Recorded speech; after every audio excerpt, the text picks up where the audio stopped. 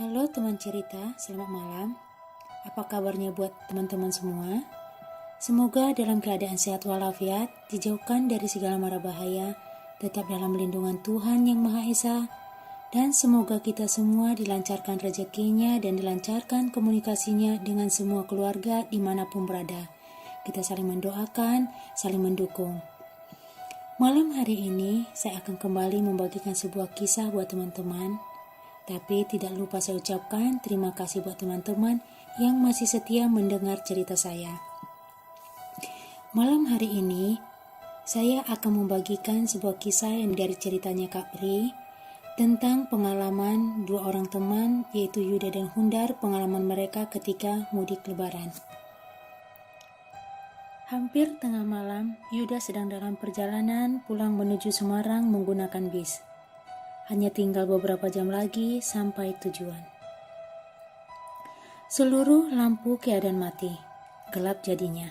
Namun sesekali, sekelebat cahaya dari luar memberikan sedikit penerangan di dalam bis. Garis remang berbagai warna menggurat setiap objek yang dilalui.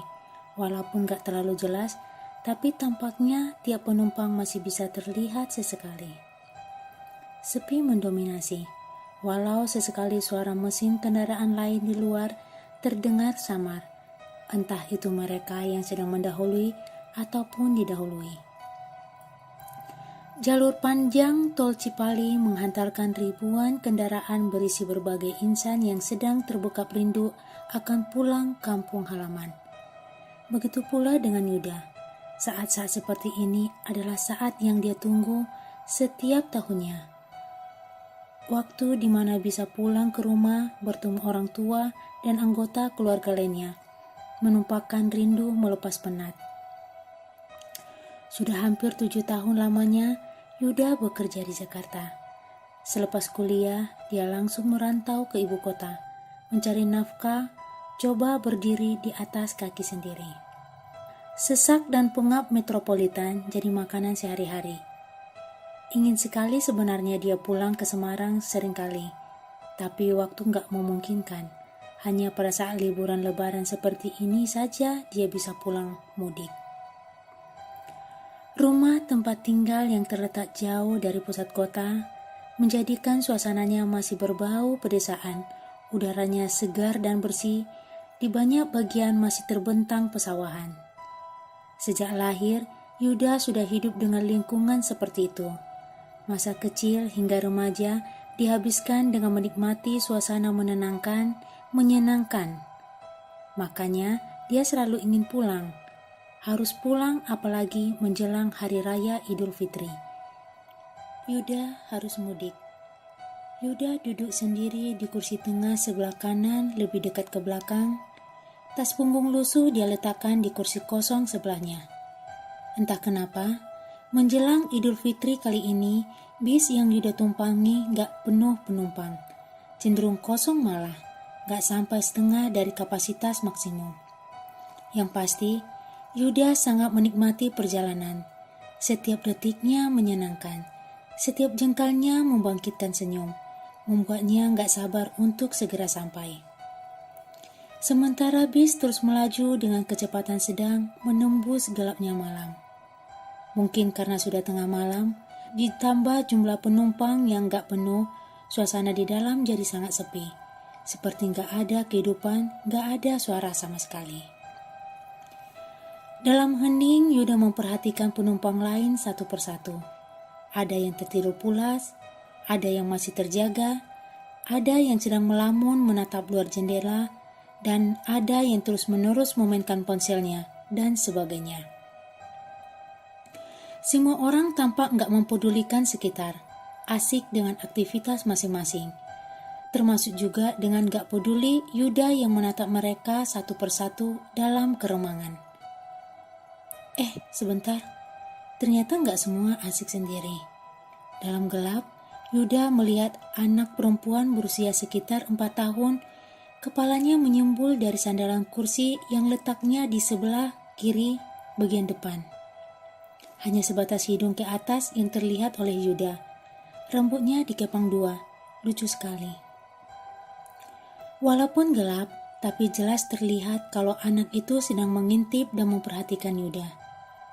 Yuda tersenyum ke arahnya, tapi si anak malah menarik turun kepalanya jadi nggak terlihat lagi.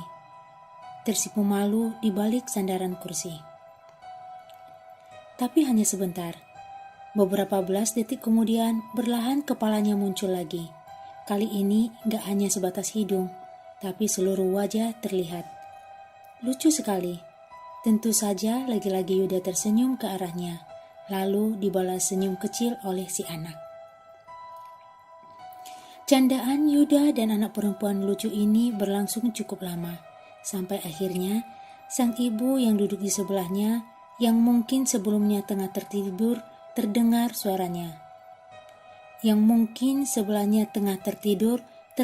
suaranya. "Nilam, ayo tidur lagi nak." Begitu kata ibunya. Oh, ternyata anak perempuan cantik dan lucu itu namanya Nilam. Begitu pikir Yuda. "Om, Mama, ada Om." Begitu Nilam bilang ke ibunya, sambil jarinya menunjuk ke arah Yuda yang duduk di belakang mereka, berjarak beberapa kursi. Melihat itu, Yuda kembali tersenyum sambil sedikit tertawa kecil. Gak lama kemudian, ibunya Nilam yang sejak tadi hanya terdengar suaranya saja, tiba-tiba ikut muncul dari balik kursi. Perempuan cantik dengan rambut hitam tergerai, wajahnya tersapu cahaya terang yang tiba-tiba datang dari luar. Wajahnya itu pucat. Mungkin kelelahan karena sedang dalam perjalanan. Itu kesimpulan yang Yuda bisa ambil. "Nilam, gak ada siapa-siapa. Ayo tidur lagi ya sayang." Begitu ibunya Nilam bilang sambil wajah mengarah ke Yuda. Tapi yang aneh, matanya malah menatap ke arah lain, cenderung menunduk. "Om, Mama, ada Om." Sekali lagi Nilam bilang begitu. "Sudah nak, sini duduk yang benar." Begitu sang ibu bilang, kali ini dengan nada agak tinggi. Nilam menuruti perintah lalu duduk di kursinya, kemudian gak kelihatan lagi. Setelahnya, Yuda hanya mendengar samar obrolan pelan mereka, nyaris berbisik. Ya sudah, kembali seperti semula. Yuda tenggelam dalam lamunannya menikmati perjalanan. Tapi menyenangkan, Yuda menikmati bercanda dengan Nilam walau sebentar. Tepat tengah malam, tiba-tiba bis berhenti masuk ke salah satu tempat peristirahatan. Mungkin karena memang sudah waktunya untuk istirahat, Yuda nggak tahu pasti. Benar, bis masuk ke salah satu tempat luas yang di dalamnya banyak kendaraan parkir. Suasana ramai walau nggak terlalu banyak penerangan. Kemudian bis berhenti tepat di depan salah satu rumah makan. Setelah sudah benar-benar berhenti, supir dan kondektur mempersilakan penumpang turun untuk beristirahat sejenak. Yuda juga memutuskan untuk turun sebentar. Tapi sebelum itu, dia melihat Nilam dan ibunya juga sedang berjalan menuju pintu keluar. Sekali dua kali Nilam menoleh ke belakang, mencari keberadaan Yuda. Dan akhirnya Nilam bisa tersenyum setelah sudah bisa melihat Yuda sedang berjalan di belakangnya. Yuda membalas senyum. Yang aneh, Nilam sepertinya tersenyum dalam kebingungan. Wajahnya datar tanpa ekspresi. Kemudian setelah sudah di luar bis, Yuda nggak melihat lagi keberadaan Nilam dan ibunya. Mereka menghilang entah kemana. Berjalan sedikit menjauh, kemudian Yuda mencari tempat untuk duduk dan menghabiskan waktu. Tapi gak lama, beberapa menit kemudian dia menentukan satu warung makan yang letaknya di sudut agak sepi. Yuda memilih untuk duduk di situ. Entah sudah berapa kali Hudar menguap. Kantuk mulai menyerang sejak menjelang jam 12 tadi. Berkendara sendiri, Hudar memutuskan untuk mudik hari ini juga. Sepulang kerja, dia berangkat. Tapi karena macetnya Jakarta, perjalanan jadi tersendat. Akibatnya, dia masih berada di tengah tol Cipali pada tengah malam. Seperti halnya Yuda, Hudar berstatus pekerja di Jakarta yang kampung halamannya di Semarang. Sama dengan kebanyakan orang Indonesia, Hudar juga mudik menjelang Lebaran. Wah, aku gak kuat lagi, harus cari kopi, ngantuk banget nih. Hudar bergumam sendiri ketika kantuknya makin menjadi-jadi. Karenanya dia berniat untuk mampir di tempat peristirahatan untuk sejenak berhenti. Padahal hanya tinggal beberapa jam lagi sampai Semarang. Tetapi tetap Hudar harus istirahat. Sampai akhirnya di kejauhan Hudar melihat ada tempat peristirahatan. Lega hati melihatnya. Setelah sampai, dia langsung membelokkan kendaraan masuk ke satu area luas dengan banyak kendaraan yang juga sedang beristirahat. Sebentar berputar-putar, Hudar akhirnya memilih untuk parkir di satu tempat kosong di sebelah bis. Akhirnya bisa istirahat sebentar, begitu Hudar bilang dalam hati. Setelah keluar dari mobil, Hudar sedikit merenggangkan badan, melemaskan otot-otot, menyalakan rokok, lalu berjalan mencari warung makan yang gak terlalu ramai. Setelah agak jauh melangkah, Hudar menemukan tempat yang menurutnya cukup nyaman untuk duduk dan menikmati segelas kopi. Warung makan yang gak benderang dan ramai seperti warung lainnya. Memilih kursi yang agak di pinggir, Hudar lalu memesan segelas kopi dan lagi-lagi menyalakan rokok. Suasana warung persis seperti yang dia harapkan, hanya beberapa meja yang terisi. Dengan begitu, bisa istirahat tanpa gangguan. Gak makan waktu lama, segelas kopi hitam langsung tersaji.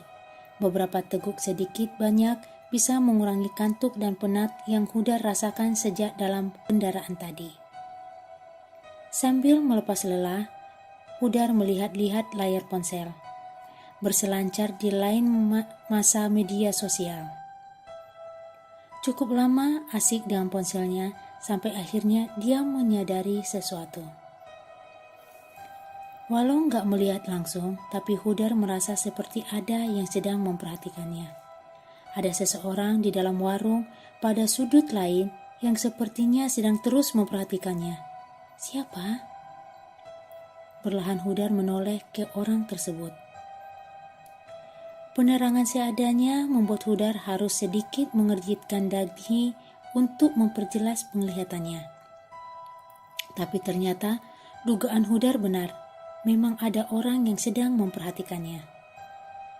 Hanya berselang beberapa meja saja. Orang itu duduk sambil terus menatap Hudar. Sampai akhirnya dia tersenyum setelah tahu kalau Hudar sudah sadar sedang diperhatikan. Sementara Hudar masih belum tahu siapa orang itu. Tapi hanya sebentar. Akhirnya, beberapa detik kemudian, Hudar akhirnya sadar. Yuda? Hahaha. Lalu Yuda berdiri menghampiri orang itu yang ternyata Yuda. Ah, aku kira siapa? Sama siapa kamu, Yud? Tanya Hudar ketika mereka sudah duduk semeja. Sendirian? Hehehehe. Kamu mau kemana, Dar? Mudik juga? Iyalah, aku juga mudik. Naik apa kamu? Itu, aku naik bis. Yang itu? Jawab Yuda sambil menunjuk bis di kejauhan. Ah, kebetulan. Kalau gitu, kamu ikut aku aja ya. Tuh, tujuan kita sama. Rumahmu masih di Sambung Harjo kan? Masih, Dar. Yuda menjawab sambil tersenyum. Ya sudah, kita bareng saja. Kita berangkat sekarang. Sudah jam 12:30. Baiklah, aku ambil tasku dulu ya. Yuda lalu berjalan menuju bis, sementara Hudar menuju mobil. Hudar senang karena akhirnya dia ada teman dalam perjalanan. Ada teman untuk berbincang. Jadi, Yuda dan Hudar adalah kawan lama. Mereka satu sekolah pada waktu SMA. Lalu terpisah setelah keduanya lulus, lalu melanjutkan kuliah di tempat masing-masing. Karena kesibukan, mereka mengetahui kabar masing-masing lebih banyak dari media sosial atau obrolan antara teman, walau sesekali bereuni dengan teman seangkatan lainnya. Dan akhirnya Mereka dipertemukan lagi di satu tempat peristirahatan di Cipali. Selanjutnya, bersama berkendara menuju Semarang, kampung halaman mereka berdua. Di perjalanan dalam kendaraan, percakapan lebih banyak didominasi oleh Hudar. Yuda hanya membalas menjawab seperlunya saja. Tapi dalam hal ini, Hudar bisa mengerti, karena dia tahu kalau Yuda memang pendiam sejak dahulu. Tapi ya itu tadi, akhirnya selama perjalanan mereka berdua lebih banyak diam. Oh iya, beberapa bulan yang lalu aku dengar kamu sakit ya Yud? Hudar kembali bertanya membuka pembicaraan. Iya, tapi sudah sembuh, jawab Yuda singkat. Sakit apa Yud? Aku dengar cukup parah. Dirawat beberapa hari saja. Lagi-lagi pembicaraan berhenti. Yuda yang memang sangat pendiam ditambah dengan sudah bertahun-tahun lamanya mereka nggak berjumpa, jadi Hudar maklum kalau perbincangan hanya seadanya, lebih banyak diam. Tapi Hudar sudah cukup bersyukur dengan adanya Yuda, dia jadi nggak merasa sendirian lagi. Seenggaknya sudah ada yang menemani. Sementara Yuda lebih banyak seperti sedang menikmati perjalanan, lebih sering menatap keluar jendela, memperhatikan pemandangan dalam diam. Oh, ada sedikit yang mengganggu Hudar. Dia nggak tahan dengan wangi parfum yang Yuda gunakan. Menurutnya, wangi parfum Yuda nggak lazim. Harumnya menyengat aneh. Singkat cerita, akhirnya kendaraan memasuki wilayah Semarang. Aku antar ke rumahmu ya Yud? Masih di tempat yang dulu kan? Tanya Hudar. Iya Dar, masih. Ya sudah, kamu kasih tahu jalannya ya. Aku udah agak lupa. Hehehe. Iya, jawab Yuda pendek. Seingat Hudar, rumah Yuda nggak terlalu jauh dari rumahnya. Jaraknya kira-kira hanya 15 menit. Rumah mereka sama-sama agak jauh di pusat kota. Sudah hampir jam 2, Hudar terus ikuti petunjuk yang Yuda beri menuju rumahnya. Perjalanan yang sudah semakin dekat tujuan, tapi masih terbilang sepi tanpa percakapan. Beberapa saat kemudian, mereka sudah masuk salah satu pemukiman di daerah Sambung Harjo. Pemukiman yang tergolong sepi, apalagi terhitung masih tengah malam seperti ini. Gak ada orang yang terlihat sama sekali. Setelah masuk pemukiman ini, Hudar mulai bisa meraba daerah yang sedang dimasuki. Kurang lebih, dia masih hafal wilayah walau sudah bertahun-tahun gak datang berkunjung. Setelah sudah melewati beberapa belokan, akhirnya mereka sampai di satu jalan yang Hudar yakin kalau itu adalah jalan kecil tempat di mana rumah Yuda berada.